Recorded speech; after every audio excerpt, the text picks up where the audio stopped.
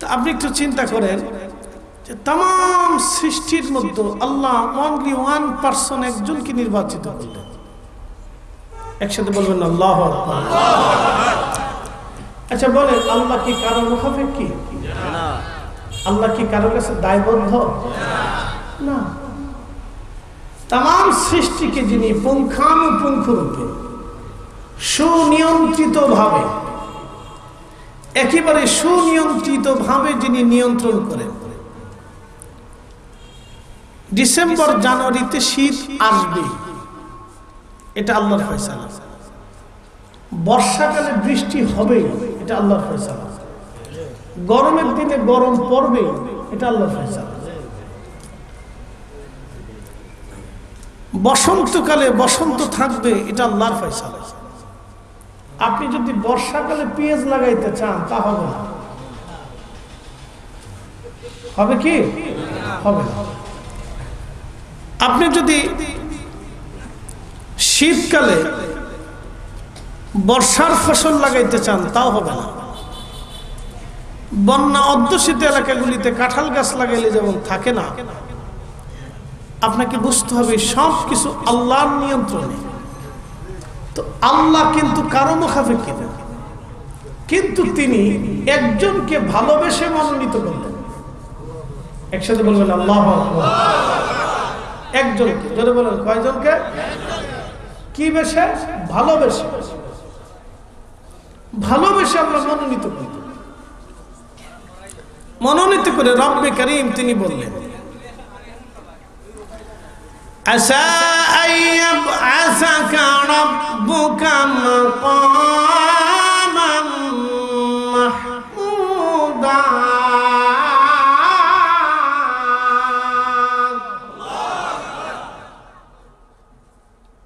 আচ্ছা আপনাদেরকে বলছি, আপনাদের কাছে রসুলের শান গেলে আপনাদের কলিজায় আনন্দ লাগে না? ঠিক আপনাদের মতো এক প্রকারের মানুষদের সামনে রসুলের শান গেলে তাদের কাছে ভালো লাগে না। তাদের কাছে যাকাতের ওয়াজ করবেন খুব ভালো লাগে, রাজনীতির ওয়াজ করবেন খুব ভালো লাগে, কিন্তু শানে রাসূলুল্লাহ বললে তাদের ভালো লাগে না। আচ্ছা কারণটা কি? আমি বুঝি না। সব ভালো, সব ঠিক আছে, নামাজে রোজাতে জিকিরে ফিকিরে কোনোটা কমতি নেই, পোশাকে আশাকে সব সুন্দর আছে, কিন্তু এই ক্ষেত্রে কেন জানি দুর্বল। এটা আসলে তকদিরের দোষ। কথা কন না কেন? ঠিক আছে না ভাই? কপালের দোষ, বদনসিব। এছাড়া আমি আর কি বলতে পারি? তাছাড়া তো আমার আর বলার কিছু নেই। বদনসিব ছাড়া কি হয়? আপনি একটু চিন্তা করেন, পৃথিবী স্টপ, তাম সৃষ্টি স্টপ। আল্লাহ তার রসুলকে নিতে পাঠাইলেন, জিবরাইলকে নিয়ে আসো। মনির ভাই আমাকে দাওয়াত করছেন, তার চিন্তা হলো যে আমি হুজুরকে দাওয়াত করছি, হুজুর যে কোনো ভাবেই আমার মাহফিলে আসবে। তাতে ট্রেনে চড়িয়ে আসুক, বিমানে চড়িয়ে আসুক, আর ঘোড়ার গাড়িতে চড়িয়ে আসুক, আর পায়ে হেঁটে আসুক, আর সাইকেল চালিয়ে আসুক, হুজুর আল্লাহ বাঁচায় রাখলে আল্লাহ আল্লাহ যে কোনো উপায় হুজুর আসবে। আবার মাহফিল শেষ করার পরে আমাকে বিদায় দেওয়ার পরে হুজুর তার চিন্তা হলো যে হুজুর আল্লাহ যেভাবে হোক তারে নেবে, এটা হলো তার চিন্তা। উনি যদি আমাকে বাড়ি থেকে গাড়ি ভাড়া করে নিয়ে মাহফিল পর্যন্ত আনতেন, আবার তার দায়িত্বে বাড়ি পর্যন্ত বসাইতেন, তাহলে ছিল মেহমানদারির একবারে পরিপূর্ণ সম্মান। কথা ঠিক আছে না ভাই? আল্লাহ তার রসুলকে নেওয়ার জন্য জিবরাইলকে পাঠাইলেন।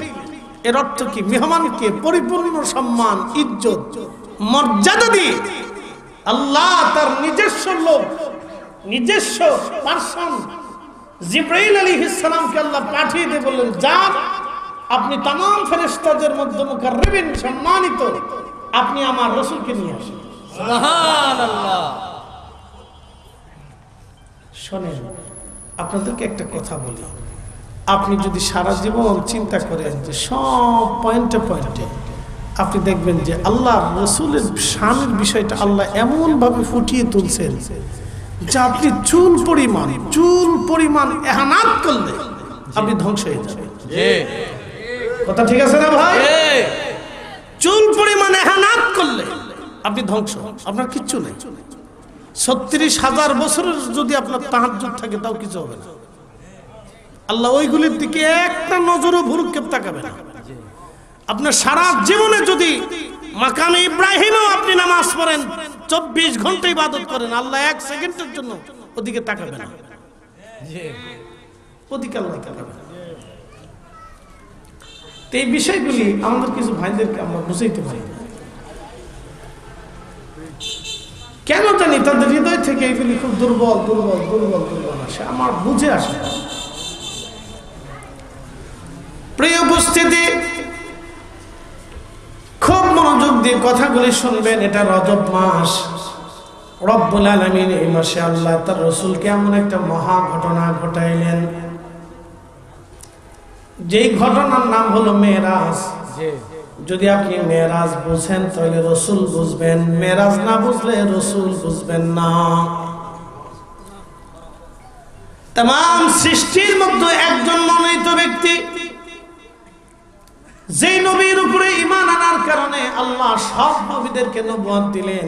আল্লাহ বলেন, ওয়া ইজ আখাযাল্লাহু মিসাকান নাবিয়্যিনা লামা আতাইতুকুম মিন কিতাবিন ওয়া হিকমা। আল্লাহ ডাক দিয়ে বললেন, হে মুসা, হে ঈসা, হে আদম, হে দাউদ, হে সুলাইমান, হে ইব্রাহিম, ইসহাক, ইসমাঈল, ইয়াকুব, ইউসুফ আলাইহিমুস সালাতু ওয়াস সালাম, তোমাদেরকে আমি রব্বুল আলামিন নবুয়ত দিব, কিতাব দিব, হিকমত দিব, তোমাদেরকে নবুয়তের মহান সম্মানে সম্মানিত করব। কিন্তু আমি আল্লাহর শর্ত হলো সুম্মা জাআকুম রাসূল, আমার এই রাসূল তোমাদের মধ্যে যাবে। আমার এই নবী যাওয়ার পরে মুসাদ্দিকুল লিমা মাআকুম, এমনি এমনি যাবে না। এই কোরআন আল্লাহ বলে দিলেন, আমার এই রাসূল এমনি এমনি যাবে না, সত্য সহ যাবে। এই কালাম নিয়ে যাবে, হক নিয়ে যাবে, ঈমান নিয়ে যাবে, ইয়াকিন নিয়ে যাবে। আমার এই নবী সত্য সহ পৃথিবীতে যাবে। ও নবীরা, তোমরা স্বীকার করে নাও, লা তুমিনুন্না বিহি, তোমরা এই নবীর উপরে ঈমান আনবা। যদি এই নবীর উপরে তোমরা ঈমান আনো, আমি আল্লাহ তোমাদের সব নবীদেরকে নবুয়ত দিব। আর ঈমান যদি না আনো, তাহলে নবুয়ত তোমরা পাইবা না। সুবহানাল্লাহ, একসাথে আল্লাহু আকবার, নারায়ে তাকবীর, নারায়ে রিসালাত, মুফতি জহিরুল ইসলাম ফরিদী সাহেব। তাহলে আপনি একটু বুঝেন তো, আল্লাহ তার রাসূলের শানকে কত বুলন্দ করেছে। तमाम সৃষ্টির ভিতরে মানব জাতির মধ্যে আল্লাহ রাব্বুল আলামিন ১৬ লক্ষ নবী বাছাই করলেন, তাদের ভিতরে ৩১৩ জন রাসূল বাছাই করলেন। ৩১৩ জন রাসূল থেকে ৪ জন রাসূল বাছাই করলেন। কিতাবধারী ৪ জন, একজন দাউদ, মুসা, ঈসা আলাইহিমুস সালাতু ওয়াস সালাম। ৩ জনকে আল্লাহ আসমানি কিতাব দিলেন, মহাগ্রন্থ দিলেন। এর ভিতর থেকে আল্লাহ সর্বশ্রেষ্ঠ যাকে বাছাই করলেন, তিনি আমাদের নবী রাহমাতুল লিল আলামিন। একবার জোরে বলা যাবে কি আল্লাহু আকবার। আচ্ছা বলেন তো, সে রাসূলের পবিত্র চাদর নিয়ে আপনি সমালোচনা করতে পারবেন? জি না। আপনি চাদর বাদ দেন, নবী নিয়ে পড়েন, হিসাব তো পড়ে, রাসূলের শান নিয়ে তো পড়ে হিসাব। আপনি একটু মদিনা নিয়ে সমালোচনা করতে, জি না, মদিনা নিয়ে সমালোচনা করতে, বিরূপ মন্তব্য করতে রাসূল নিষেধ করে গেছেন। আল্লাহ নবী বলে গেছেন, এ আমার উম্মত, মদিনাকে তোমরা ভালোবাসবে, মদিনা আর মানুষদেরকে মহব্বত করবে। এই জন্য পৃথিবীর সমস্ত মানব থেকে আপনি মদিনার মানুষকে ভিন্ন দেখবেন। আল্লাহু আকবার, আল্লাহু আকবার। আপনি সারা মদিনার হৌদের ভিতরে সারাবি, খারাবি, হারামি, নাফাকি, ফাসিকি, আকামি, কাকামি কিচ্ছু পাবেন না। একসাথে বলবেন আল্লাহু আকবার। আল্লাহু আকবার। পুরা সৌদি আরব যদি পাপে ভাইসে যায়, আপনি মদিনার ভিতরে পাপ ঢুকতে দেখবেন না। মদিনার বাচ্চারা ভদ্র, মদিনার নারীরা নারীদের মতো পর্দানিসীন ত্যাগে পবিত্র নারী আপনি কোথাও পাবেন না। জি। মদিনার মেয়েদের মতো পবিত্র নারী পৃথিবীর কোথাও পাবেন না। মদিনার মানুষের মতো এত শরীফ, ভদ্র, লাজুক, আশিকে রাসূল, আল্লাহ প্রেমিক, আল্লাহকে ভয় করনেওয়ালা পৃথিবীর কোথাও খুঁজে পাবেন না, কোথাও পাবেন না। জি। কারণ আল্লাহ রাসূল ঘুমিয়ে থাকার কারণে জি। মদিনার শান এত বুলন্দ হয়ে গেল, কিয়ামত পর্যন্ত আল্লাহ এই জমিনটাকে হেফাজত করবেন। সুবহানাল্লাহ। চিন্তা করতে পারছে? প্রিয় উপস্থিতি, মনোযোগ দিবেন। আল্লাহর হাবিবের সাথে মদিনা মানুষের কেমন ব্যবহার ছিল, রাসূল কারীমের ব্যাপারে মদিনার মানুষের সিদ্ধান্ত কেমন ছিল। মদিনার ভিতরে একজন মুনাফিক ছিলেন, তার নাম আব্দুল্লাহ ইবনে উবাই। মুনাফিক সর্দার যাকে বলা হয়, তার একটা ছেলে ছিল, ছেলের নাম ছিল আব্দুল্লাহ ইবনে আব্দুল্লাহ। ছেলের নাম আব্দুল্লাহ, বাবার নামও আব্দুল্লাহ। আব্দুল্লাহ ইবনে উবাই আর আব্দুল্লাহ ইবনে আব্দুল্লাহ। তো ছেলে ছিল খুব আশিক সাহাবী। সাহাবী মানে খুব কড়া সাহাবী। অ্যাটেনশন। আপনারা অনেক সময় আমাদেরকে হয়তো বলেন যে হুজুর, শানের রেসালাতে আপনারা এত কঠোর কেন? আপনারা কি আর কিছু পান না? অনেক ভাইরা আমাদেরকে বলে যে হুজুর, আর কিছু কি আপনারা পান না? এই বিষয়ে আপনারা এত কঠোর কেন? কেন কঠোর আপনাদেরকে কোরআন থেকে আজকে বুঝাই, মনোযোগ দেন। তো রাসূল করিম সাল্লাল্লাহু আলাইহি ওয়াসাল্লাম তিনি সাহাবায়ে কেরাম নিয়ে যুদ্ধে গেছেন, রওনা হয়েছেন। তো সেনাবাহিনী নিয়ে যাচ্ছেন। তো ইতিমধ্যে এক আনসার সাহাবী এবং মুহাজির সাহাবী দুইজনের মধ্যে বাকবিতণ্ডা হয়েছে। বাকবিতণ্ডা তো বুঝেন, একটু তর্কাতর্কি হয়েছে। তো দুই সাহাবীর মধ্যে একটু তর্কাতর্কি হতে আনসারীরা যাইয়া আব্দুল্লাহ ইবনে উবাইয়ের কাছে যা বলছে, হে আব্দুল্লাহ ইবনে উবাই, মুহাজিররা আমাদেরকে ধমক দেয়। আব্দুল্লাহ ইবনে উবাই সেইতে যায় বলতেছে, বলো কি? মুহাজিরদেরকে আমরা জায়গা দিলাম, খাইতে দিলাম, বসতে দিলাম, বাড়ি দিলাম, ঘর দিলাম, মদিনায় থাকতে দিলাম, ওদের কি করে সাহস হয় যে ওরা আমাদেরকে ধমক দেয়? মদিনায় ফেরত যাওয়ার পরে সব মুহাজিরদেরকে ঘাড় ধাক্কা দিয়ে মদিনা থেকে বের করে দেবে। কথা আপনি একটু বুঝার চেষ্টা করেন। আব্দুল্লাহ ইবনে উবাই শুধু একটা শব্দ বলছে যে মদিনা থেকে সব মুহাজিরদেরকে মদিনা থেকে ধাক্কা দিয়ে ঘাড় ধাক্কা দিয়ে বের করে দেবে। ওদের সাহস কি করে হয়? মদিনার আনসারীদেরকে ধমক দেয়, মারতে আসে। কথা বুঝছেন? সংবাদটা আল্লাহ রাসূলের কানে পৌঁছে গেছে। নবীজি যুদ্ধযাত্রা বাতিল করে আল্লাহ নবী সাহাবীদেরকে তখনই বললেন, দ্রুত গতিতে মদিনার দিকে মুভ করো, মদিনায় ফিরে চলো, আমাদের আর যুদ্ধ যাওয়া লাগবে না, তাড়াতাড়ি মদিনায় চলো।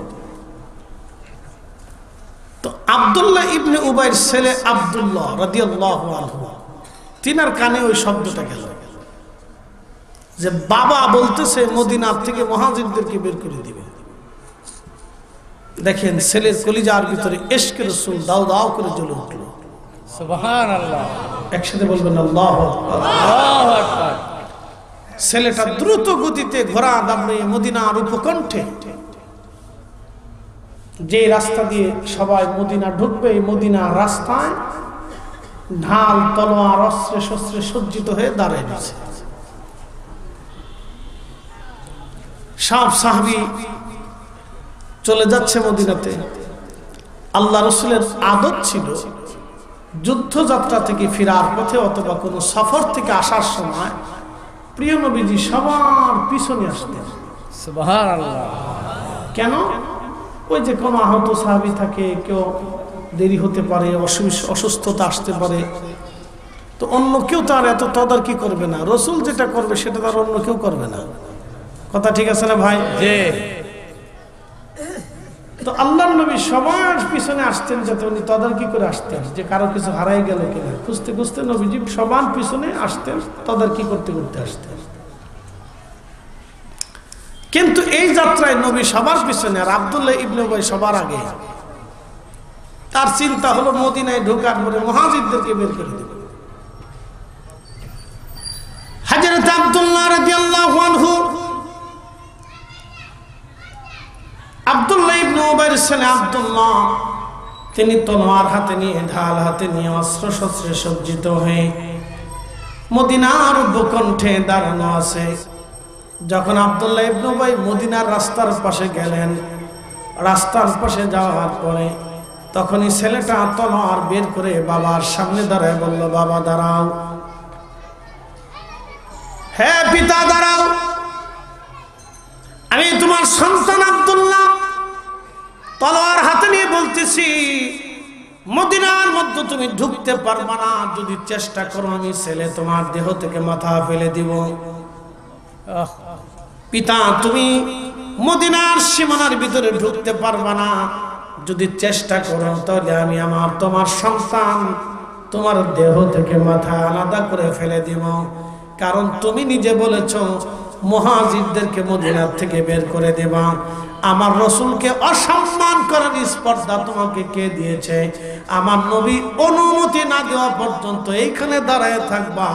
সাবধান, ঢোকার চেষ্টা করলে আমি তোমার সন্তান তোমাকে আজকে জবাই দেব। না না, জোরে বলো, জোরে জোরে জোরে। নবীর ইজ্জতে সাহাবীরা বাপ চিনে না, কি কথা বলেন না কেন? রাসূলের ইজ্জতে সাহাবীরা বাপ চিনে নাই, আর আমি আপনাকে কেমনে চিনবো? কি কথা বলেন না কেন? রাসূলের ইজ্জতে সাহাবীরা বাপ চিনে নাই, আমি আপনাকে কেমনে চিনবো? কি কথা ঠিক আছে না? আপনি আমাকে কেমনে চিনবেন? কিসের চিনা চিনি? রাসূলের ইজ্জতে সাহাবীরা বাপ চিনে নাই, আর আপনি সাদার কোথাকার কোন মৌলবী কোন মাদ্রাসাতে পড়ে আছেন, তাতে আমার কি আছে? কি কথা ঠিক আছে না ভাই? তখনই আল্লাহ রাব্বুল আলামিন সূরা মুনাফিকের আয়াতগুলি নাযিল করলেন।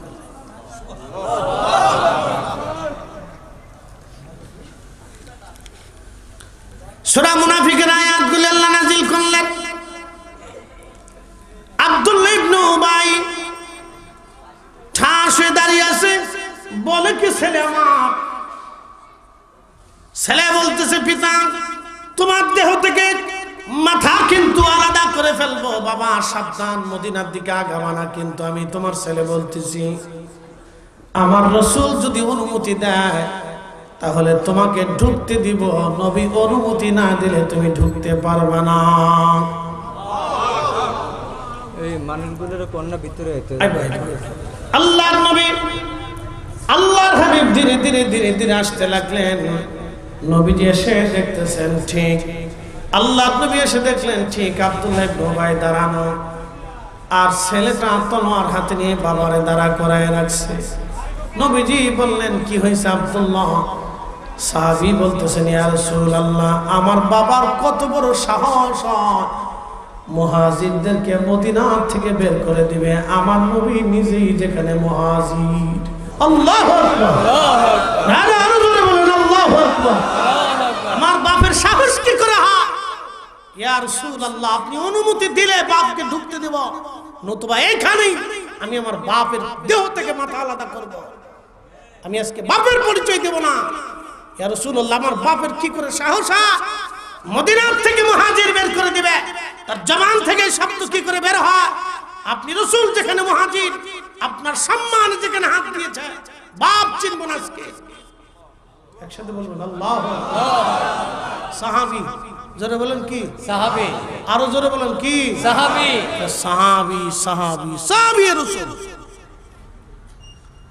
এইভাবে রাসূলকে মহব্বত করতেন। তা আব্দুল্লাহ ইবনে উবাইয়ের ব্যাপারে রাসূল বললেন, আব্দুল্লাহ, তুমি তোমার পিতাকে ছেড়ে দাও।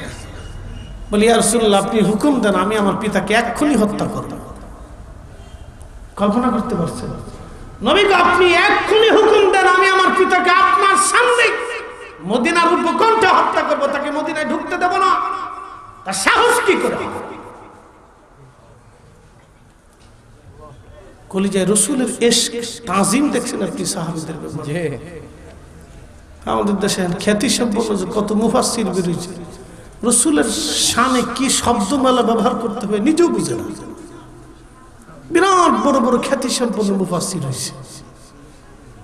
হায় আফসোস উম্মতের জন্য। এইভাবে চলতে থাকলে আগামী দিন কত উম্মত যে রসুলের সাথে বিয়াদবি করে, নাফরমানি করে জাহান্নামী হয়ে যাবে, নিজেও জানে না। কি কথা কর না কেন? নিজেও বুঝে না যে কত উম্মত জাহান্নামে চলে যাবে, নিজেও বুঝে। আপনি ভালো করে বুঝেন, সূরা মুনাফিকের তাফসীরের ভিতরে আসছে, আল্লাহর নবী তখন বললেন, হে আব্দুল্লাহ, আমি যদি তোমার পিতাকে এখন হত্যার হুকুম দেই, তাহলে মানুষ বলবে মুহাম্মদ সাল্লাল্লাহু আলাইহি সাল্লাম তার সঙ্গীদেরকে হত্যা করে। আব্দুল্লাহ, তুমি তোমার পিতাকে ছেড়ে দাও। পিতাকে ছেড়ে দিছে। ছেড়ে দেওয়ার পরেও শেষ হয় নাই। ভালো করে বুঝে যাবেন ইশকে রাসূল কি জিনিস। তখন আব্দুল্লাহ বলতেছেন, ইয়া রাসূলুল্লাহ, আমি আমার পিতাকে আপনার হুকুমে ছেড়ে দিলাম বটে, কিন্তু আমার মন বলতেছে যদি আল্লাহর কোনো বিধান ফায়সালা আসে আমার পিতাকে হত্যা করার ব্যাপারে, যেহেতু সে বেয়াদবি করেছে, ইয়া রাসূলুল্লাহ, যদি ফায়সালা আসে তাহলে আমার পিতাকে অন্য কাউকে দিয়ে হত্যা করাবেন না, আমি নিজে আমার বাবাকে জবাই দেব। আল্লাহু আকবার। এ মুসলমান, এ বগুড়াবাসী, বিদ্রাবাসী, ভালো করে বুঝে যাবেন, এরা সাহাবী রাসূল, তাজিমে রাসূলের ব্যাপারে, নবীর ইজ্জতের ব্যাপারে, আল্লাহর হাবিবের সম্মানের ব্যাপারে ঠিক তখনই কোরআনের আয়াত নাজিল হলো। তখনই কোরআনের আয়াত নাজিল হলো, ওয়ালিল্লাহিল ইজ্জাতি ওয়ালিরাসূলিহি ওয়ালিল মুমিনিনা ওয়ালাকিন্নাল মুনাফিকিনা লা ইয়ালামুন। ও নবী, মুনাফিকরা আল্লাহর ইজ্জত বুঝে না, আপনি রাসূলের ইজ্জত বুঝে না, আর মুমিনের ইজ্জত তারা বুঝে না। নবী, যারা মুনাফিক অন্তরে নেফাক ঢুকেছে, আপনি রাসূলের ইজ্জত বুঝে না, আমি আল্লাহর ইজ্জত বুঝে না, আমার মুমিনের ইজ্জত তারা বুঝে না। এ নবী, তারা মুনাফিক।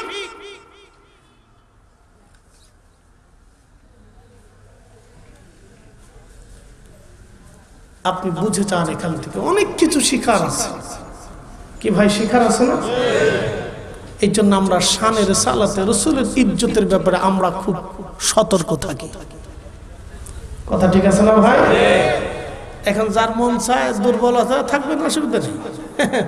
ভাবতেছেন পালাবেন, কোথার থেকে পালাবেন? কবর থেকে, না হাসর থেকে, না মিজান থেকে, না ফুলসিরাত থেকে, না হাউজে কাউসার থেকে? কোথার থেকে পালাবেন? কোথার থেকে পালাবেন? না কবর থেকে? কোথার থেকে পালানোর কোনো রাস্তা নেই। যেখান থেকে পালাইতে চাইবেন ওখানেই রাসূল লাগবে।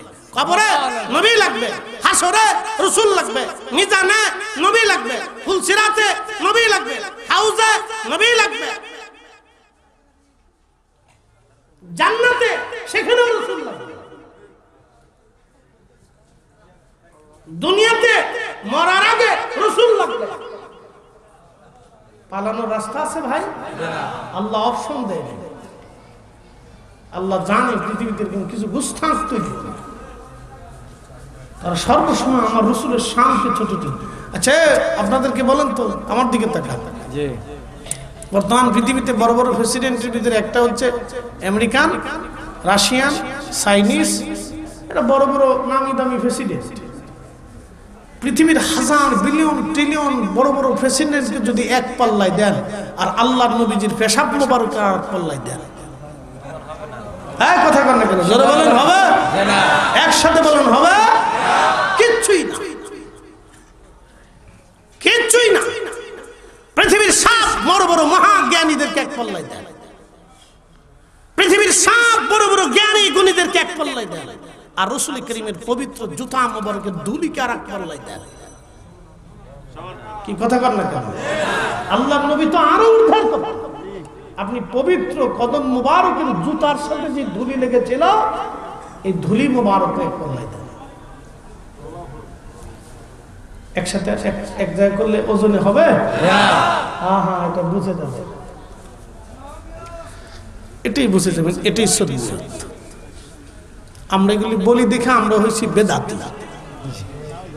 কি কথা কর না কেন? আমরা কি হয়েছি?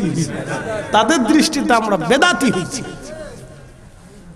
এদেশে হক বললে আপনাকে পাগল করে। কি কথা ঠিক আছে না ভাই? আমরা বেদাতি হয়েছি। তো দরুদ শরীফ পড়েন, আল্লাহুম্মা সাল্লি আলা। শীত কি ফলাইলো? মাওলানা মুহাম্মাদাম ওয়া আলা আলি সাইয়্যিদিনা মাওলানা মুহাম্মাদ। আল্লাহুম্মা সাল্লি আলা সাইয়্যিদিনা মাওলানা মুহাম্মাদাম ওয়া আলা আলি সাইয়্যিদিনা মাওলানা মুহাম্মাদ। বন্ধুগণ, খুব মনোযোগ দিবেন। আহা, আল্লাহর নবীর ব্যাপারে শব্দ চয়নে আল্লাহ কতটা সতর্ক ছিলেন। এই কুরআনুল কারীমের ভিতরে রব্বুল আলামিন বললেন, ইয়া আইয়ুহাল্লাযীনা আমানু লা তাকুলু রা'না। ও ঈমানদারেরা, তোমরা রা'না শব্দ বলো না, কুলু উনজুরনা ওয়াসমাউ। তোমরা বলো, হে রাসূল আমাদের দয়া দৃষ্টি দেন। ইহুদিরা রাসূলের দরবারে এসে বলতো রা'না। রা'না শব্দের অর্থ হলো আমাদের দিকে আপনি তাকান। কিন্তু ইহুদিদের অঞ্চলে রায়না বলতে বলা হতো, হে আমাদের রাখাল আমাদের দিকে তাকান। একটু মনোযোগ দিয়েন। কুরআনুল কারীমের সূরা বাকারার এই আয়াতে রব্বুল আলামিন বলতেছেন, হে ঈমানদার, লা তাকুলু রা'না, তোমরা রা'না বলো না। কারণ রা'না ইহুদিরা বলতো, হে আমাদের রাখাল। রা'না বলতে ইহুদিরা বুঝাইতো, হে আমাদের রাখাল। ইহুদিদের এলাকায় এই শব্দটা ছিল রাখাল। যেমন আমাদের দেশে এক এলাকার গালি আর এক এলাকার বুলি। ঠিক আছে না ভাই? এক এলাকার গালি আর এক এলাকার বুলি। এক এলাকা থেকে অন্য এলাকায় গেলে মনে হবে আপনার সাথে রাগ করতেছে বা গালি দিয়েছে, কিন্তু গালি না। বন্ধু খুব মনোযোগ দিবেন। কিন্তু রাসূলের ব্যাপারে শব্দ চয়ন কেমন হবে রব্বুল আলামিন এই কোরআনে জানাই দিলেন, ইয়া আইয়ুহাল্লাযীনা আমানু লা তাকুলু রা'না। ইহুদিরা রাসূলের দরবারে এসে রা'না রা'না শব্দ বলে নবীকে নিজেদের দিকে মনোযোগী করতেন। রা'না বলতে বোঝাইতো আমাদের দিকে তাকানের বাহ্যিক অর্থ না, আমাদের দিকে দেখেন, তাকান। আর আপনারা বলতেছেন, হুজুর আমাদের দিকে একটু তাকান, আমাদের দিকে একটু তাকান। এখন ইহুদিরা রায়না বলতে বোঝাইতো আমাদের দিকে তাকান, কিন্তু ইহুদিদের আঞ্চলিক এলাকাতে রায়না বলতে রাখাল মনে করা হতো। ঠিক ইহুদিরা এসে এই শব্দটা বলে রাসূলের দরবারে মস্করা করত, আর মুসলমানরা বুঝতো না, তারা রায়না বলে ফেলতো। আল্লাহ তখনই আয়াত নাজিল করে দিয়ে বললেন, হে ঈমানদার, তোমরা রায়না শব্দ বলো না। আমার রাসূলের ব্যাপারে তোমাদের শব্দ চয়ন হবে। এখানেও সতর্কতা দিয়ে বললেন, রায়না না বলিয়া তোমরা বলো কুলু উনজুরনা। হে নবী, আপনি আমাদের দিকে দয়ার নজর দেন, মায়ার নজর দেন। একবার জোরে বলা যাবে কি মারহাবা? হে রাসূল, আপনি আমাদের দিকে মায়ার নজর দেন, দয়ার নজর দেন। আদবের শব্দমালা কে শিখাই দিল? আল্লাহ। একসাথে বলেন, কে শিখাইলো? আল্লাহ। দরবারে মুস্তাফাতে আদব আল্লাহ শিখাইলেন। বিখ্যাত একজন বাদশার জীবনী শোনাই। তার নাম সুলতান মাহমুদ গজনবী রাহমাতুল্লাহ আলাইহি।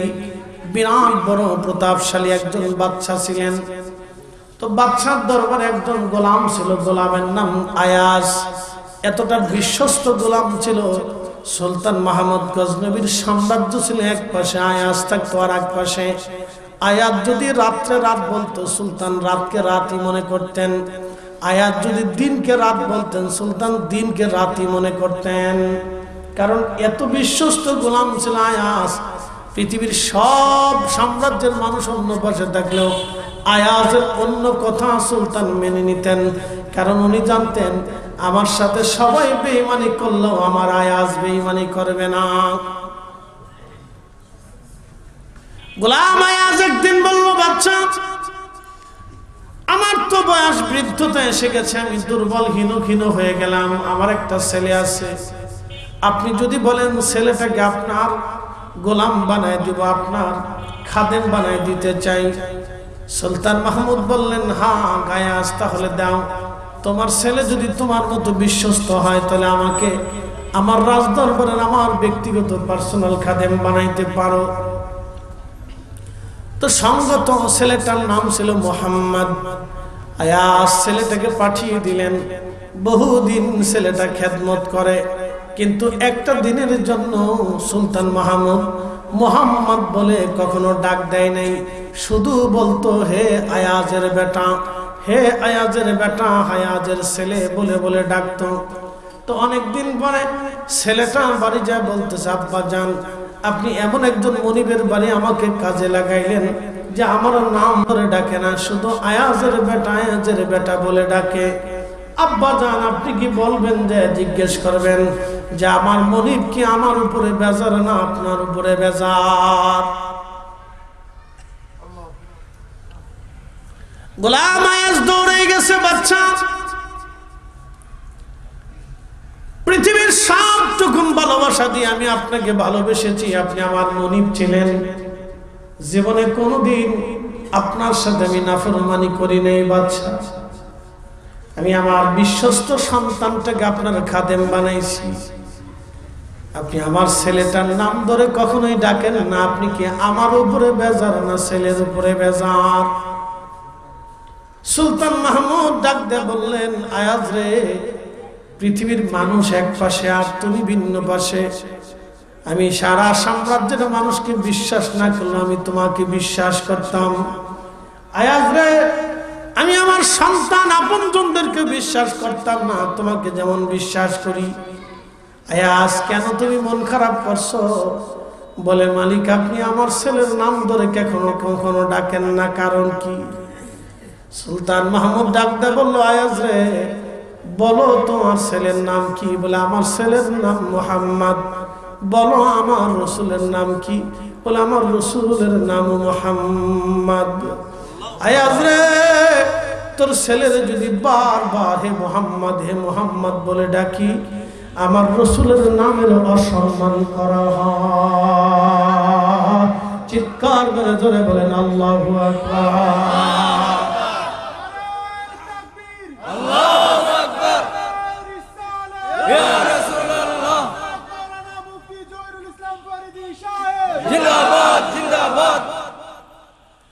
এবার আপনি বুঝেন একজন বাদশা রসুলের নামের ব্যাপারে তার আদব কি, আল্লাহর হাবিবের ব্যাপারে শব্দ চয়ন কেমন হবে। আল্লাহর কোরআনে আল্লাহ শিখিয়ে দিলেন, দরবারে মুস্তাফাতে কেমন আদব হবে আল্লাহ কোরআনে শিখিয়ে দিলেন। লা তারফাউ আসওয়াতাকুম ফাওকা সাউতিন নবী, হে আমার বান্দারা তোমরা শোনো, দরবারে মুস্তাফাতে তোমাদের আওয়াজ যেন বুলন্দ না হয়, উচ্চ আওয়াজ তোমরা দিবা না, তোমাদের কণ্ঠস্বরকে নিচু রাখবা। ফাওকা সাউতিন নবী, আমার রাসূল কারীমের আওয়াজের উপরে যেন তোমাদের আওয়াজ না ওঠে। সাবধান, আমার রাসূল কথা বলেছেন, আমার রাসূলের শব্দের চাইতে তোমাদের শব্দ যাতে উচ্চ না হয়। আপনি একটু চিন্তা করেন আদব কিভাবে আল্লাহ শিখাইলেন। দরবারে মুস্তাফাতে কিভাবে আদব হবে আল্লাহ নিজে শিক্ষা দিলেন। আমার নবীর আওয়াজের উপর দিয়ে আওয়াজ যেন উপরে না উঠে, উপরেও না উঠে। সাবধান, যদি দরবারে মুস্তাফা রাসালাতের দরবারে আমার মহান হাবিবের দরবারে তোমাদের বেয়াদবি হয়ে যায়, আন তাহবাতা আমালুকুম, তোমরা জীবনে যত হজ করো, যত যাকাত দাও, যত তাহাজ্জুদ পড়ো, যত নামাজ পড়ো, যত জিকির করো, যত শহীদ হও, যত আল্লাহর পথে তোমরা দিন কাটাও, কোন ইবাদত আমি রব্বে কারীমের দরবারে কবুল হবে না। তুমি যদি ধর্মযুদ্ধে শহীদ হয়ে যাও তাও হবে না। হ্যাঁ, তাও হবে না। লা তারফাউ আসওয়াতাকুম ফাওকা সাউতিন নবী, দরবারে মুস্তাফাতে বেয়াদবি হলে আপনি চিন্তা করেন যে সাহাবীদেরকে আল্লাহ ধমক দিয়েছে। কাদেরকে? সাহাবী। সাহাবী সাহাবী কারা? যারা কলিজা দিয়ে রাসূলকে ভালোবাসতেন, শুধু ভালোবাসতেন না, কলিজা কেটে দিয়ে রাসূলকে ভালোবাসতেন, নিজের জীবনকে কুরবানি করে রাসূলকে ভালোবাসতেন। তারার আওয়াজটা যেন আল্লাহর হাবিবের আওয়াজের চাইতে উপরে উঠে না যা।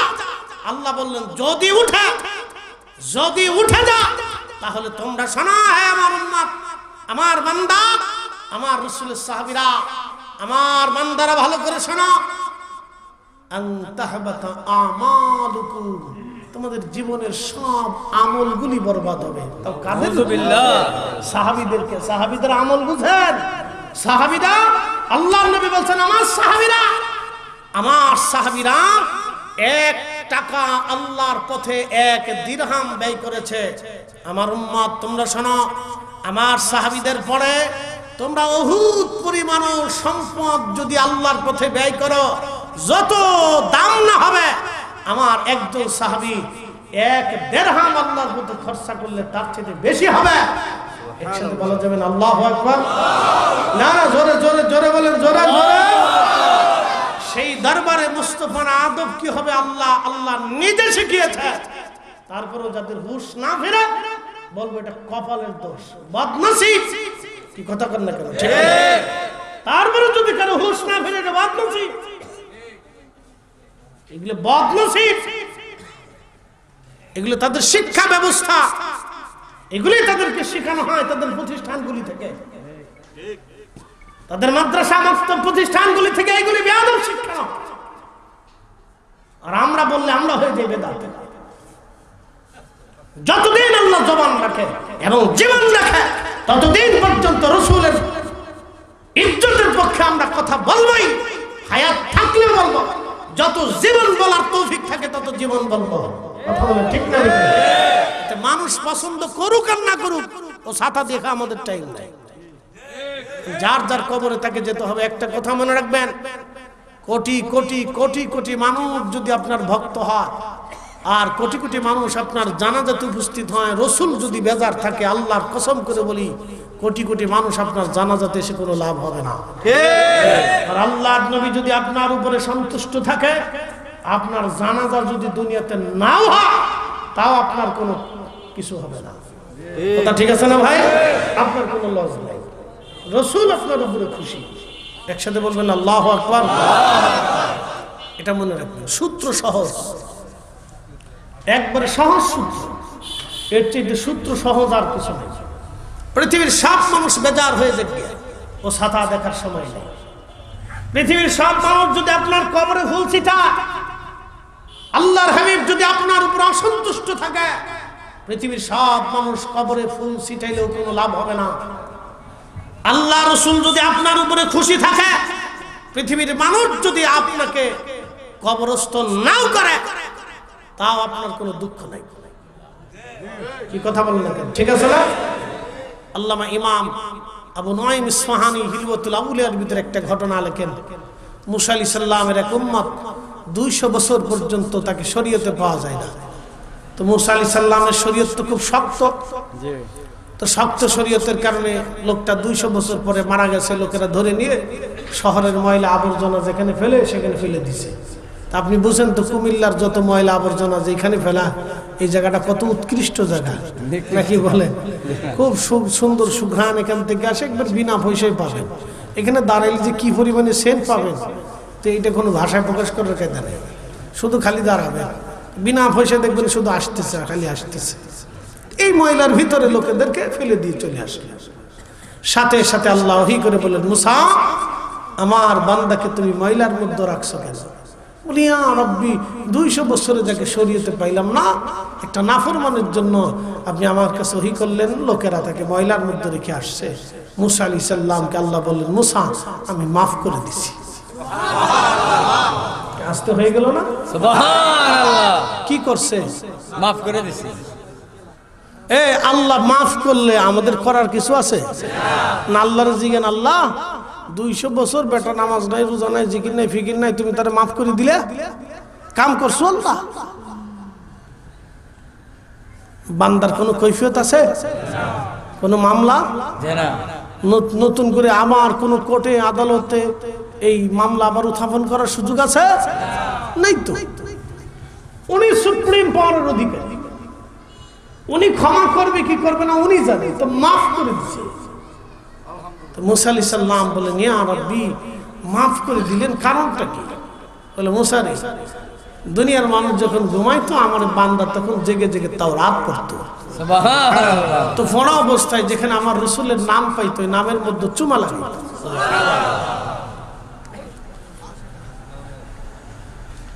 আপনি বুঝে যান কে মাফ করছে? আল্লাহ। আল্লাহ মাফ করে দিলে আমাদের কি করার আছে? আল্লাহ যদি মাফ করে তাহলে আমরা কি খুশি না? যে এক সময় যদি আল্লাহ মাফ করে তাহলে আমরা সময় দিল তো আল্লাহ মাফের আশা করতে পারি। এক সময় যদি আল্লাহ ক্ষমা করে তাহলে আমরা তো রাসূলের পক্ষে থাকার কারণে ক্ষমার আশা করতে পারি। তা প্লাসমেন্ট তো এটা কি কথা বলেন? এটা আমরার জন্য প্লাসমেন্ট। আল্লাহু আকবার, আল্লাহু আকবার। এটা আমাদের জন্য একটা প্লাস পয়েন্ট। প্রিয় উপস্থিতি, মুসা আমার বান্দা তাওরাতে আমার রাসূলের নাম যেখানে পাইতো রে মুসা চুমা লাগাইতো। আমার বান্দার এখানে সুন্দর কাজখানা দেখে আমি আল্লাহর বড্ড ভালো লেগেছে রে মুসা। আমার রাসূল আমার হাবিবকে তাজিম করার কারণে আমি রব্বুল আলামিন তার জীবনের গুনাহ অপরাধ গুনি আমি আল্লাহ মাফ করে দিলাম। কে মাফ করছে? প্রতিটা নারী টাকার বিনিময়ে দেহ ব্যবসা করে। আচ্ছা বলেন তো, এর মতো পোষা নারী পৃথিবীতে আছে? আপনাকে যদি বলা হয় মুরব্বী ছেলেটা বিয়ে দিবেন, বলে হ্যাঁ। মেয়ে কোথায়? বলে মেয়ে পতিতা বৃত্তি করে। দিবে কোনো মুরব্বী? আর ছেলের বিয়ে দিবে? জীবনও না। মুরব্বী মরে গেলেও দিবে না। বলে যে আমি পাহাড়ের উপর থেকে পড়ে মরে যাবো, তারপর আমার ছেলের এরকম একটা মেয়ের সাথে বিয়ে দেব না। কোনো বাবা মা এটা মানবে না, কোনো ফ্যামিলি এটা মানবে না। তো বুঝতে পারতেছেন, এরকম একটা পতিতা নারী যারা সমাজ মানে না, রাষ্ট্র মানে না, লোকে মানে না, দেশ মানে না, মসজিদ মানে না, কমিটি মানে না, মাহফিল কমিটি মানে না, মুসলমান মানে না, খ্রিস্টানও মানে না, ইহুদিও মানে না, নাসারাও মানে না, শিখও মানে না, নাস্তিকও মানে না, তারা কেউ মানে না। এই লোক দাঁড়িয়ে আছে দেখে কুত্তা হাঁপাইতে হাঁপাইতে হাঁপাইতে হাঁপাইতে হাঁপাইতে যায়। তা আরবে তো গরমের প্রচন্ডতা প্রখরতা এত মারাত্মক যে শুধু গরমই পড়ে না, শুষ্ক বাতাস আসে। তো শুষ্ক বাতাস যখন নাকের ভিতর দিয়ে শ্বাসে প্রশ্বাসে ঢুকে তখন এই কলিজার ভিতর থেকে একবারে শুকায় আসে। পানির বড্ড তৃষ্ণা লাগে। বাংলাদেশের তৃষ্ণা আর আরবের তৃষ্ণা একরকম না। দুই তৃষ্ণার ভিতরে আবহাওয়ার কারণে তফাৎ আছে। তো কুকুর হাঁপাইতে হাঁপাইতে জিহ্বা বের করে আইছে। এই পতিতা নারীর মনে মায়া লাগলো। মায়া লাগার কারণে মায়াটা এত বেশি লাগলো, পতিতা নারীটা পায়ের মোজা খোলে, রশি বেঁধে কুয়ার ভিতর থেকে পানি উঠাইয়া এই পতিতা মহিলা কুকুরটাকে পানি পান করাইলো। কুকুরকে যখন পানি পান করাইছে, আল্লাহ রাসূল বলতেছেন আল্লাহর কাছে এই কাজটা বড্ড মায়া লাগলো, আল্লাহর দয়া লাগলো। পতিতা বৃত্তির সারা জীবনের জেনার গুনাহ আল্লাহ তারে মাফ করিয়া আমার আল্লাহ তারে জান্নাতি বানায় দিল। না জোরে বলে মাফ করছে কে? এক পতিতা নারীরে মাফ করে দিল। তা আমার বলার কি আছে? আমাদের জন্য প্লাস পয়েন্ট। রাব, তুমি যদি পতিতা নারীরে পানি পান করানোর জন্য, কুত্তাকে পানি খাওয়ানোর জন্য যদি পতিতা নারীর মাফা তাহলে আমরা তোমার হাবিবের দুরূদ সালাম পড়াইয়া কোরআন খতম দেওয়াইয়া আল্লাহর বান্দাদেরকে দাওয়াত করাইয়া মিলাদ মাহফিল দেওয়াইয়া আল্লাহর বান্দাদেরকে খাওয়াইয়া আমরাও জাহান্নাম থেকে বাঁচার আশা করতে পারি। বেদাতের মাসলা তো পরে আসেননি, ও সাথে তো আরো বহু পরে। কি কথা বল না, বেদাতের ফতোয়া তো আরো বহু পরে। এগুলি পরের মশালা, এগুলো সূত্রের ভিতরেই পড়ে। মা উহদিসা মিম্মা ইউখালিফু কিতাবান আও সুন্নাতান আও আসারান ফাহাদিহি বিদআতুদ দালাল।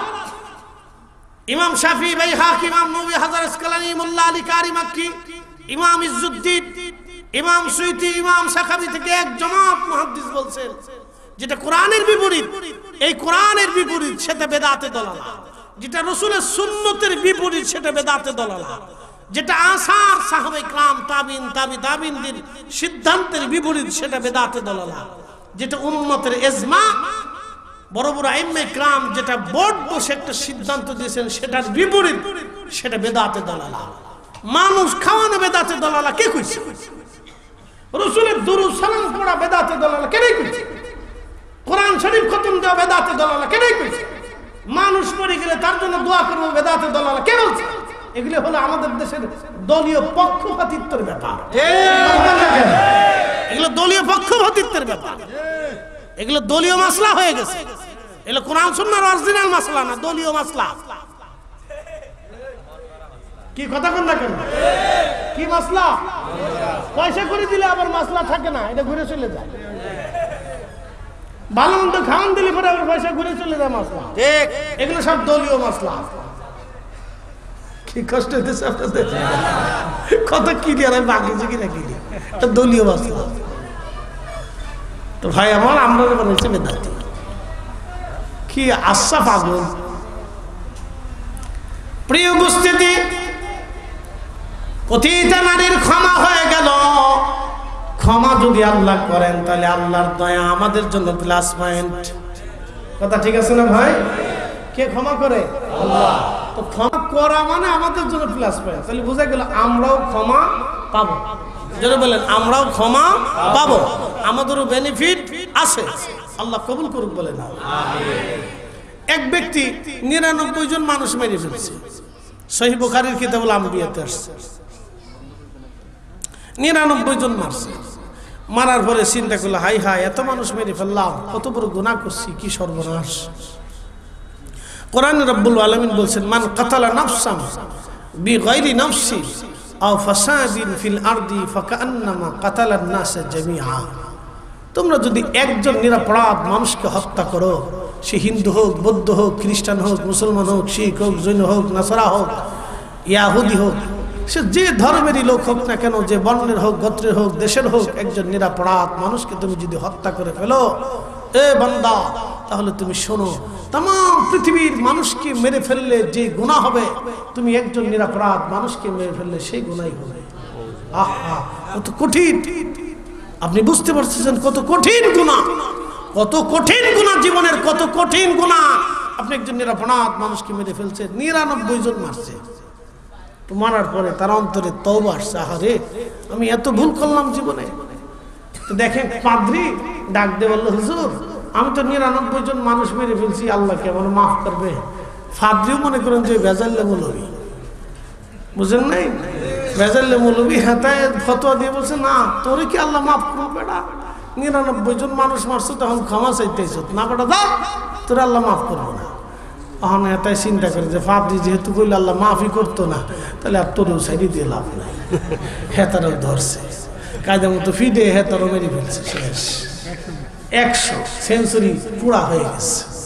তো যখন 100 মানুষ মারছে, তখন আবার অন্তরের ভিতরে আল্লাহ ধাক্কা লাগছে, হাই হাই করলাম কি আমি, আবার মানুষ মারছি। আল্লাহ নবী বললেন, অন্তরের ভিতরে তওবা এসে গেল, হায় হায় করলাম কি আমি, সর্বনাশ। দৌড়ায় দৌড়ায় কোথায় গেলে ক্ষমা হবে? দেখে একজন বুজুর্গ আবেদ আল্লাহর ওলি আলেম জিজ্ঞেস করলো, হুজুর আল্লাহ কি মাফ করবেন? 100 জন মানুষ মেরে ফেলছি আমি। তখন আল্লাহর বান্দা বলল, হ্যাঁ আমার রব আমার আল্লাহ বড় দয়াশীল, তোমারে মাফ করে দেবেন। বলল হুজুর কোথায় গেলে, কেমনে গেলে, কোন অবস্থায় কেমনে আল্লাহর কাছে তওবা করব বলেন। বুজুর্গ বললেন, বেটারে অমুক কারিয়ার ভিতরে আল্লাহর কিছু বুজুর্গ বান্দা আছে, তুমি তাদের সহমতে বসে বসে তওবা করো, মাফ চাও, আমার রব আমার আল্লাহ তোমাকে মাফ করবে। এজন্য বুজুর্গানের মজলিসে তওবা করলে আল্লাহ মাফ করে দেয়, মাফ করে দেয়, মাফ করে দেয়। এই জন্য আমাদের বুজুর্গরা দেখবেন এক জায়গায় বসে দলবদ্ধ ভাবে তওবা করায়। করছেন না একটু আগে? একসাথে বলবেন আল্লাহু আকবার। জামাতের সাথে তুমি যাও ওইখানে, ওইখানে গেলে মাফ হবে। আমি বলিনি, আল্লাহ রাসূল সহিহ বুখারীতে বলতেছে। আচ্ছা বলেন, এই ঘটনার পিছনে আল্লাহর কি উদ্দেশ্য আছে না? আছে। উদ্দেশ্য ছাড়া পৃথিবীতে কোনো ঘটনা আল্লাহ ঘটায়? আল্লাহ কুত্তা বানাইছে, উদ্দেশ্য আছে না? কুত্তা কেন বানাইলো? শিয়াল কেন বানাইলো? আপনি কুত্তা বিদায় করে দিয়ে তো 10টা শিয়াল ধরে নিয়ে এসে প্রত্যেকদিন ফ্রাই করে গরুর গোশত দিয়ে কালাবোনা করে সুন্দর হোটেল থেকে কালাবোনা নিয়ে ওর সকালবেলা বিকেলবেলা রাত্রিবেলা খাওয়াবেন, ও ঠিকই মুরগি চুরি করে বলাবে। ঠিক আছে না? ও আল্লাহর আইনে জঙ্গলে থাকে, ওরা যতই ভালো মন্দ খান ও মুরগি চুরি করবে। কুত্তা আল্লাহর আইনে আপনার বাড়ি পাহারা দেয়, আপনি খাবার ফসা গোলা যাই দেন, ও আপনার বাড়ি পাহারা দিবে। ও আপনার আইনে পাহারা দেয় না, ও আল্লাহর আইনে পাহারা দেয়। আল্লাহর আইনে পাহারা দেয়, আপনার আইনে না। আল্লাহর আইনে কুকুর আপনার বাড়ি পাহারা দেয়। তো আল্লাহর প্রত্যেকটা সৃষ্টির ভিতর রহস্য আছে, কোরআন হাদিসের প্রত্যেকটা বক্তব্যের ভিতর উদ্দেশ্য আছে। এখান থেকে শিখার আছে, জানার আছে, বুঝার আছে। প্রত্যেকটা কাসাস থেকে আমাদের বুঝার অনেক কিছু আছে। এই জন্য কোরআনে সূরা ইউসুফের ঘটনাকে বলছে আহসানুল কাসাস, উত্তম ঘটনা। এই জন্য আমরা অনেক সময় ঘটনা বললে কিছু হুজুররা আসে মানে বুজুর্গি দেখা কিসসা বলা হুজুর নিয়ে এসেন। এ বেটা, আল্লাহ নিজে কোরআনে কিসসা বলছে, আর তুমি কিসসার ভাব লাগছে যে তুমি বড় মুহাদ্দিস হয়ে গেছো। টিটকারি করো নাকি? আল্লাহ নিজেই কোরআনে কাসাস বর্ণনা করেছে। একসাথে বলবেন আল্লাহু আকবার। আল্লাহু আকবার। সহিহ বুখারীর কিতাবুল আম্বিয়াতে রাসূল কত কাসাস নবী নিজে বর্ণনা করছে। উনি কাসাস নিয়ে টিটকারি করে, কিসসা বলা হুজুর লিয়েছে। কিসসা বলা হুজুর হবে না? আল্লাহ তো নিজেই কিসসা বলে, আল্লাহ রাসূল নিজেই কিসসা বলেছে। তুমি এত বুজুর্গি ভাবলো কেমনে? বিরাট বড় বুজুর্গ হইছো নাকি? প্রিয় উপস্থিতি, খুব মনোযোগ দিবেন। আল্লাহর হাবিব ডাক দিয়ে বলেন, সাহাবীরা, আল্লাহর বান্দা তখনই দৌড় মেরেছে বুজুর্গদের বাড়ির দিকে। ঠিক এমন সময় তার মৃত্যু এসে গেল। কারণ আপনারা জানেন, নির্দিষ্ট সময় মৃত্যু আসলে অতিবাহিত করার আর সুযোগ আমাদের কারণেই। ওমা তাদরি নাফসুম বিআইয়ি আরদিন তামুত। আল্লাহু আকবার। কখন কোন জায়গা কোন অবস্থায় মানুষ মারা যাবে আল্লাহ ছাড়া কেউ জানে না, আল্লাহ ছাড়া কেউ জানে না। ও হাজিরিন, মনোযোগ দিয়ে কথাগুলি শুনে যাবেন। আহা, রব্বুল আলামিন আমার আল্লাহ, আমার রব আল্লাহ নবী বলতেছেন, ও আমার উম্মতেরা শোনো। তখনই মৃত্যু এসে গেল, আজরাইল তার জান কবজ করে নিয়ে চলে গেল। নিথর দেহটা তার পড়ে আছে। আল্লাহ রাসূল বলতেছেন, জান্নাত এবং জাহান্নামের ফেরেশতারা আসছে তাকে নিয়ে যাওয়ার জন্য। জান্নাতের ফেরেশতারা বলে আমরা তাকে জান্নাতে নিয়ে যাব, জাহান্নামের ফেরেশতারা বলল আমরা তাকে জাহান্নামে নিয়ে যাব। দুই দল ফেরেশতার মধ্যে বদানুবাদ চলতেছিল। সহিহ বুখারীতে রাসূল বলতেছেন, আমার রব সবই তো জানেন, তারপরও দুই দল ফেরেশতার বদানুবাদ। আমার রব বন্ধ করার জন্য একজন ফেরেশতাকে পাঠিয়ে দিয়ে বললেন, যাও তুমি তাদের মধ্যে ভেজাল মীমাংসা করে দিয়ে আসো, বদানুবাদ মীমাংসা করে দিয়ে আসো। ওই ফেরেশতা যখন এসে জিজ্ঞেস করলো, তোমরা কি নিয়ে বদানুবাদ করো? তখন এক ফেরেশতারা, জান্নাতের ফেরেশতারা বলল, দেখো আল্লাহর বান্দা তওবা করার জন্য অমুক কারিয়ার বুজুর্গদের বাড়ির দিকে রওনা করেছিল, কিন্তু যেতে পারে নাই, যাওয়ার আগেই মৃত্যু হয়ে গেছে, সেই জন্য আমরা তাকে জান্নাতে নিয়ে চলে যাব। জাহান্নামের ফেরেশতারা বলে, দেখো সে নিয়ত করে রওনা দিয়েছিল, কিন্তু যেতে পারে নাই। যেহেতু পারে নাই, সে তো আমরা তাকে জাহান্নামে নিয়ে যাব। দুই দল ফেরেশতার ভিতরে বদানুবাদ চলতেছিল। তখন ওই ফেরেশতা বলল, দেখো বিতর্ক করে কোনো লাভ নাই, তোমরা একটা কাজ করো। আল্লাহর বান্দা যেখান থেকে রওনা করেছিল ওইখান থেকে ওই কারিয়া বুজুর্গদের বাড়ি পর্যন্ত সীমানা রাস্তা কত, রাস্তা মেপে দেখো। এই বান্দা যদি অর্ধেক রাস্তা অতিক্রম করে তাহলে তাকে জান্নাতে নিয়ে যাও, আর যদি অর্ধেক রাস্তায় পিছনে পড়ে যায় তাহলে জাহান্নামে নিয়ে যাও। এক বর্ণনাতে আসছে রাস্তা মাপার সময় সে 1 বিঘত রাস্তা পিছনে পড়ে গেল। ফেরেশতারা বলল, আমরা জাহান্নামে নিয়ে যাব। আল্লাহ ডাক দিলেন, এ জাহান্নামের ফেরেশতারা, এখন আমার বান্দাকে জাহান্নামে নেওয়ার সময় হয় নাই, অপেক্ষা করো। কিছু সময় পরে আবার আল্লাহ বললেন, আবার মাপ দাও। এবার রাস্তা মাপ দিয়ে দেখলো 1 বিঘত রাস্তা সামনের দিকে চলে গেছে। ফেরেশতারা বলল, ইয়া রাব্বি, আমাদের মাপে তো ভুল হয় না, কিন্তু আগে দেখলাম পিছনে পড়লো, এখন সামনে চলে গেল, কারণ কি? আল্লাহ ডাকতে বলেন, ফেরেশতারা রে, আমার বান্দা তওবা করার জন্য, ক্ষমা পাওয়ার আশা নিয়ে আমার বুজুর্গদের বাড়ির দিকে রওনা করেছিল। সেই জন্য আমি আল্লাহ বড় দয়া করে আমি আমার বান্দার জীবনের গুনাহগুলি আমি আল্লাহ মাফ করে দিলাম। এটা আরো জোরে বলে, ক্ষমা করছে কে? আমরা কি কৈফিয়ত চাইতে পারবো? উনি দয়া করে মাফ করে দিছে। তার অর্থ হলো, উনি মাফ করার অর্থ হচ্ছে আমাদের জন্য সুসংবাদ আছে। কথা ঠিক আছে না ভাই? আমাদের জন্য কি আছে? সুসংবাদ আছে। এত বড় অপরাধে যদি মাফ পায় তাহলে আমরাও মাফ পাবো। বলেন না আল্লাহু আকবার। না না, হয় না, হয় না, আরো জোরে জোরে বলেন, জোরে। এত বড় অপরাধী মাফ পাইলে আমরাও পাবো। আশা আছে না ভাই? আশা আছে, আশা থাকে। আল্লাহ কোরআনে বলছেন, তোমরা আশা ছাইড়ে দিও না। লা তাকনাতু মির রাহমাতিল্লাহ, আমার রহমত থেকে তোমরা নিরাশ হইও না, তোমরা আশা ছাইড়ে দিও না। আমরা আশা ছাড়ি নেই, আশা ছাড়ি না বিধায় বারবার আল্লাহর কাছে হাত তুলি, আল্লাহ মাফ করে দেন, আল্লাহ মাফ করে দেন। আর ওনারা আশা করে না বিধায় দোয়া থেকে মুসলমানদেরকে বাতিল করে দিছে, যে লাগবে না, না করলেও চলে। কি বুঝলেন আপনারা? বুঝে যাবে, খালি দলিল দিলে হবে, আকল দিয়ে বুঝতে হবে। আমরা আশা করি বিধায় বারবার চাই, আল্লাহ মাফ করে দেন, ভুল হয়ে গেছে। আর ওরা আশা করে না বিধায় নিজেও করে না, আর মুসল্লিরও বাদ করে দিচ্ছে যে আপনাদের করা লাগবে না। শয়তানকে 1450 বছর যা পারি নেই তো তোরা তা করে দিচ্ছিস, কোনো অসুবিধা নেই, তোরা আমার জাতি ভাই। ঠিক কি কথা খারাপ পেয়েছি ভাই? শয়তানকে, তোরা আমার জাতি ভাই, 1450 বছর যা পারছি না তোরা তা করে দিছিস। বুঝতে পারছেন? এই জন্য বুঝতে হবে আমাদেরকে, অনেক কিছু শিখার আছে, বোঝার আছে, জানার আছে। ক্ষমা আল্লাহ করবে, আমার কি করার আছে? রব্বে কারিমের দয়া লাগছে, মাফ করে দিছে। শেখ সাদি রহমাতুল্লাহ আলাইহি ঘুমাইছে, ইন্তেকাল করছে, তো এক আল্লাহর ওলি স্বপ্ন দেখে, সাদি আল্লাহ তোমার সাথে কেমন ব্যবহার করছে? বলে, আমার রব আমাকে মাফ করে দিছে। বলে, সাদি তোমাকে মাফ করলো কোন আমলে? বলে, আল্লাহ আমাকে ডাক দেখে, সাদি তোমার জীবনের কোন আমল আমার কাছে পছন্দ হয়নি, কিন্তু তুমি আমার রসুলের সামনে নাত লেখছিলে, বালাগালুল্লাহ কামালি, আমার রসুল পছন্দ করছে, আমি আল্লাহ সেই জন্য তোমাকে মাফ করে দিছি।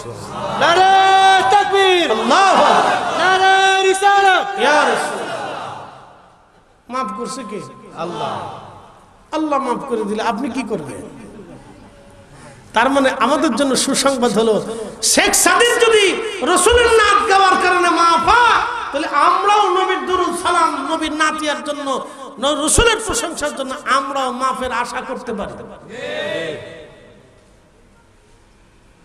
সূত্র বুঝতে হবে, আল্লাহর দয়া। যতই বেদাতি কেউ ছাতাগুলি দেখার সময় নেই। বেদাতি কইলে কম যে, ভাই তোমার বেদাতের গাঠি বক্সা নিয়ে তুমি কম্বলের ভিতরে করে নিয়ে রাত্রিবেলা ঘুমাই থাকো, ওগুলি দেখার সময় আমাদের নাই। প্রিয় ভাই আমার, বিজরাবাসী,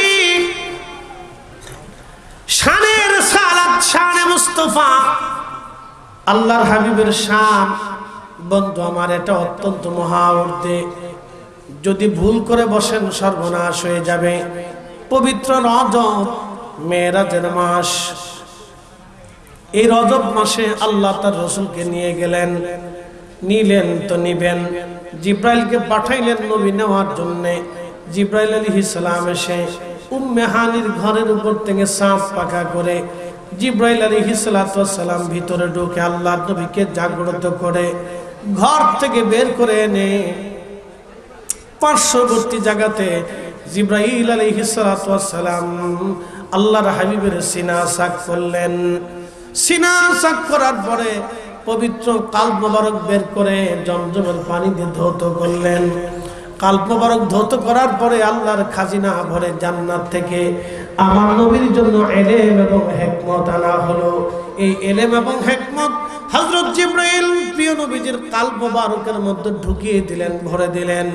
আল্লামা ইমাম সুয়ুতি আল কিসাতুল বিসরার মধ্যে লেখেন, এরপরে বক্ষ মোবারক সেলাই করে দেওয়া হলো, বোরাক আনা হলো। বোরাক আনার পরে আল্লাহর নবীজি বোরাকের পিঠে চড়ে রওনা হয়ে গেলেন। অনেক লম্বা লম্বা ঘটনা। নবীজি বলতেছিলেন, আমি যাচ্ছিলাম, যাওয়ার সময় দেখলাম মারাতু বি মুসা ওয়া হুয়া ইউসাল্লি ফি কবরিহি। আমি দেখলাম মুসা নবী দাঁড়ায় দাঁড়ায় কবরের ভিতরে নামাজ আদায় করতেছে। আমি বাইতুল আকসায় চলে গেলাম। আকসাতে যাওয়ার পরে দেখি ইব্রাহিম আলাইহিস সালাম নামাজে দাঁড়ানো। ওরে আমার উম্মতরা, ইব্রাহিম তোমাদের নবীর মতো দেখা যায়। আমি আরো দেখি ঈসা রুহুল্লাহ দাঁড়ানো।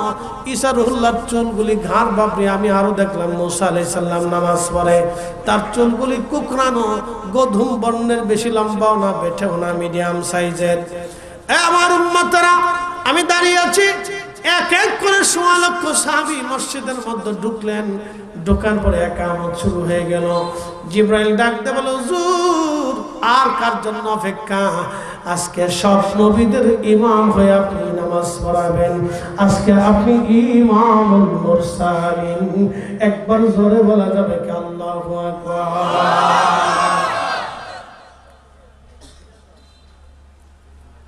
প্রিয় নবী বললেন, আমি নামাজ পড়াইলাম। এখন প্রশ্ন করি, নামাজ কি মেরাজে যাওয়ার সময় আইছে না মেরাজ থেকে আসার সময় আইছে? আসার সময়। মেরাজ থেকে আসার সময় নামাজ আইছে না? তো নবী যে যাওয়ার সময় ২ রাকাত পড়ায়, বুঝে না? একসাথে বলবেন আল্লাহু আকবার। নবীজি যাওয়ার সময় কয় রাকাত পড়াইছেন? তো নামাজ তো আইছে মেরাজ থেকে আসার পরে। তো রাসূল সব নবীদের পিছনে রাইখা নবীজি সামনে দাঁড়াইলেন। এখন কি এটা কি মুসার শরীয়তে না আমার নবীর শরীয়তে?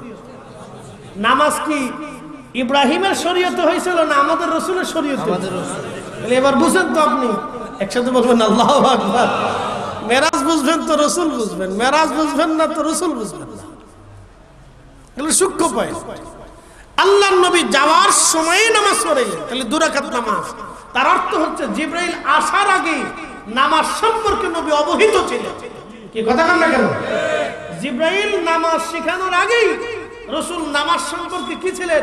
অবহিত ছিলেন, অবগত ছিলেন। বিধায় ২ রাকাত নামাজ নবীর শরীয়তে। সব নবীরা আমার রাসূলের শরীয়তে, আমার নবীর পিছনে ইক্তেদা করেছে, আমার নবীর শরীয়তে।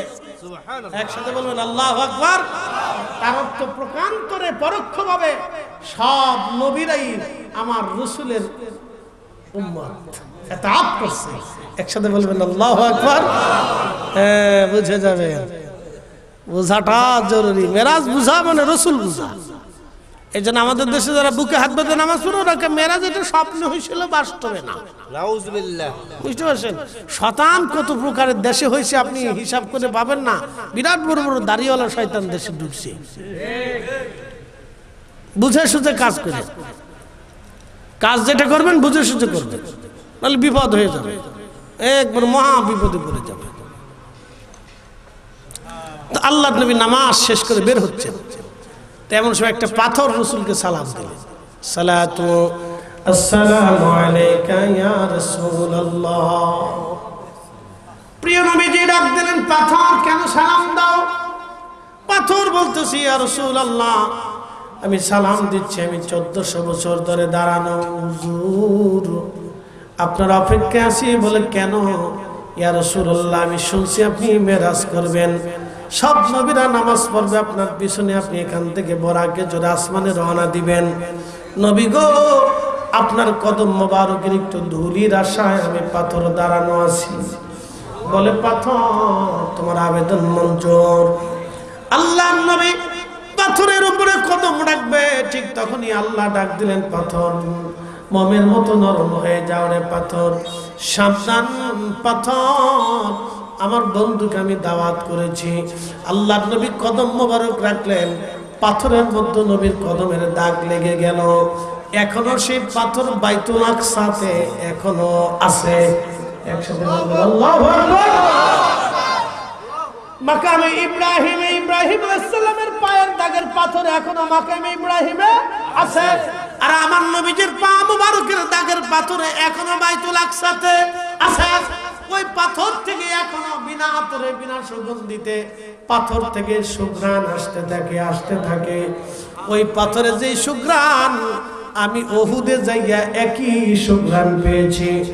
ওহুদের যেখানে ফাঁকা জায়গাতে নবী বিশ্রাম করেছিলেন, রাত্রি বেলা গেলে সেখান থেকে আল্লাহর বেহেশতের ঘ্রাণ এখনো আসে। একসাথে বলেন আল্লাহু আকবার। আমি নিজের সাক্ষী, ঘন্টার পর ঘন্টা বসেছিলাম। আমরা 4-5 জন আলেম ছিলাম, সিলেটের কয়েকজন আলেম একসাথে ছিলেন। একজন লন্ডনে ছিল, হ্যাঁ গত হজে আল্লাহু আকবার, একবারে সুঘ্রাণ আসতে থাকে রাত্রিবেলা। আপনি ঠিক সেম একই গ্রাম, বাইতুল আকসার পাথরে যে গ্রাম, ওহুদের এইখানে একই গ্রাম, সেম গ্রাম। 1450 বছর পরেও রাসূলের মুজিজাত চলমান। একসাথে বলা যাবে না আল্লাহু আকবার। আপনি বুঝেন আমরা সেই নবীর উম্মত। আল্লাহু আকবার। তাকে আল্লাহ কি পরিমাণে সম্মান মর্যাদা বুলন্দি দিয়েছিলেন, এটা আমরা আহলে সুন্নাত ওয়াল জামাতের যারা আছি, আমরা এটা আপনাদের সামনে বর্ণনা করি, বলি বারবার, ঘন ঘন বলার কারণে। শোনেন, the rolling stone gathers no moss, যে পাথর সবসময় গড়া সেটাতে কখনো শ্যাওলা জমে না। মনে রাখবেন, যে পাথর ঝর্ণার পানিতে সবসময় গড়াইতে থাকে সেটার ভিতরে শ্যাওলা জমে না। এটা শ্যাওলা মুক্ত থাকে, ময়লা মুক্ত থাকে। আপনি যত গোসল করবেন তত শরীর থেকে ময়লা চলে যাবে। গোসল করবেন না, দেখবেন 7 দিন 8 দিন 10 দিন 15 দিন পর আপনার শরীরে ময়লা পড়ে গেছে, গন্ধ বের হয়ে আসছে। ঠিক আছে? তো এই জন্য আমরা বারবার আপনাদেরকে ওয়াজে ফাঁকে শানে রিসালাত এই জন্য শোনাই যে আপনি যাতে কখনো পথভ্রষ্ট না হন। কি কথা ঠিক আছে না ভাই? এই জন্য আপনাদেরকে বারবার এইটা আপনার কি করি, ঘষা মাজা করি, আপনাদেরকে বারবার রিপ্লাই করি, শোনাই। কারণ মানুষ তো এটা ভুলে যায়, মানুষ এর আদত হচ্ছে ভুলে যাওয়া। আদম আলাইহিস সালাতু ওয়াস সালাম থেকে এটা হয়ে আসছে। মানব জাতি কখনো না কখনো ভুলে যায়। যেমন একটা প্রবাদ আছে যে চোখের আড়াল হলে মনের আড়াল হয়। সত্য প্রবাদ। চোখের আড়াল হলে মনের আড়াল হয়ে যায়। এই জন্য কিছু বিষয় আছে আপনাদের নলেজের আড়াল হয়ে যায়, মগজের আড়াল হয়ে যায়, ধ্যানের আড়াল হয়ে যায়। তখন এই ওয়াজ নসিহতে বসলে উলামা ইকরাম যখন বলে তখন এটা আবার স্মরণে পড়ে। ঠিক আছে? Rolling stone gathers no moss, অর্থাৎ যে পাথর ঝর্ণার পানিতে গড়াইতে থাকে এটার মধ্যে কখনো শ্যাওলা জমে না। এটা হচ্ছে প্রবাদ। এই জন্য আপনি ঘন ঘন এই রিসার্চ, গবেষণা, আলোচনা শুনলে আপনাদের ভিতরে স্পিড বাড়বে। যার কারণে আমরা ঘন ঘন আপনাদেরকে শোনাই, বারবার এগুলি রিপ্লাই করি, যাতে আপনাদের ঈমানের সহায়ক হয়। আল্লাহ আমাদের প্রত্যেকের কবুল করুক, সকলে বলে না আমিন। আমরা কি পৃথিবীতে চিরকাল বেঁচে থাকবো? এখানে 100 বছর বয়সী কেউ আছে?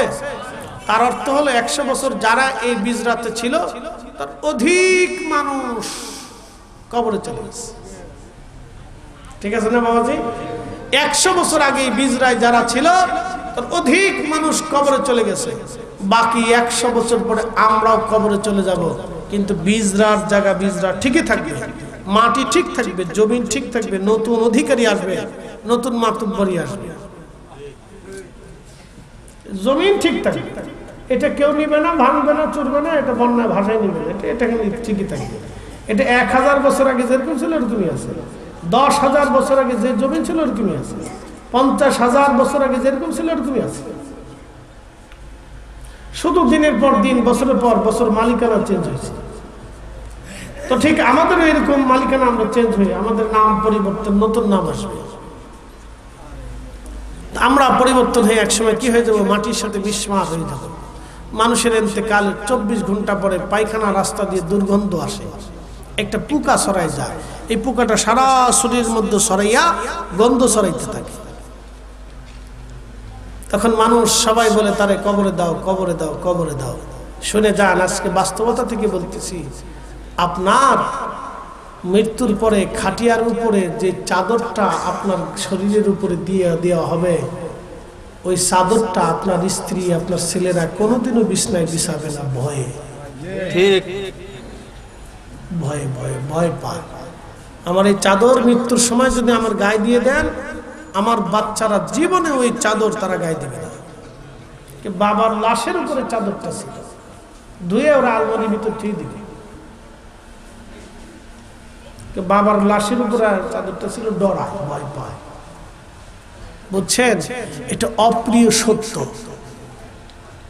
তার অর্থ কি জানেন?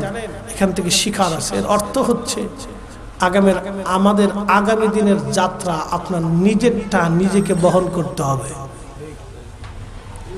শোনেন বিজরাবাসী, আপনার আগামী দিনের যাত্রা, কবরের যাত্রা নিজেকে নিজে বহন করতে হবে। এটা সংবাদ হলো, এটা ছেলে, স্ত্রী, পুত্র, কন্যা এই পোশাক আশাক নিয়ে ধুয়ে পরিষ্কার করে আর ব্যবহার করবে না, ডরায়, ভয় পায়। কিন্তু বাবার লাশের উপরে ছিল। স্ত্রী বলবে আমার স্বামীর লাশের উপরে ছিল, এটা আলমারির ভিতর থুয়ে দাও, এটা ব্যবহারের দরকার নেই, থাক। সে মূলত ব্যবহার করে না, ডরায়, এর লেগে। স্মৃতি রাখবে, স্মৃতি তো কত কিছুই আছে, ডরায়। আপনি হাতের বিছনায় বিছাই দিলে ঘুমাইতো না, ডরায়। বুঝতে পারছেন? চিরসত্যি বলি তো প্রিয় ভাই আমার, এর অর্থ হচ্ছে আগামীর দিনগুলি আমাদের যাত্রা একাই বহন করতে হবে। এই জন্য আল্লাহ কোরআনে বলে দিলেন, হে বান্দা লা তামুতুন্না, মৃত্যু হয়েও না, কবরে আইসো না, ইল্লা ওয়া আনতুম মুসলিমুন, মুসলমান হয়ে কবরে আসে। মুসলমান হয়ে কবরে আসে। মুসলিম কি? আসলামতু লিরাব্বিল আলামিন, তার জীবনের সবটুকু আল্লাহর জন্য নিবেদিত করার নাম হচ্ছে মুসলিম। আল্লাহর আইনগুলি নিজের জীবনে পুঙ্খানুপুঙ্খানুভাবে মেনে চলার নাম হচ্ছে মুসলিম। রাসূল কারীমের প্রত্যেকটা সুন্নাহ নিজেদের জীবনে বাস্তবায়ন করার নাম হচ্ছে মুসলিম। আল্লাহ আমাদেরকে কবুল করুক, সকলে বলে না আমিন। একদিন মাটির ভিতরে হবে ঘরে মন আমার, কেন বান্ধ দালান ঘর, মন আমার কেন বান্ধ দালান ঘর। রব্বুল আলামিন আমাদেরকে বলছেন, ও বান্দা, তোমার মৃত্যু আসার আগে তোমার রিজিক থেকে আল্লাহর পথে কিছু ব্যয় করো, তোমার মরণ আসার আগে।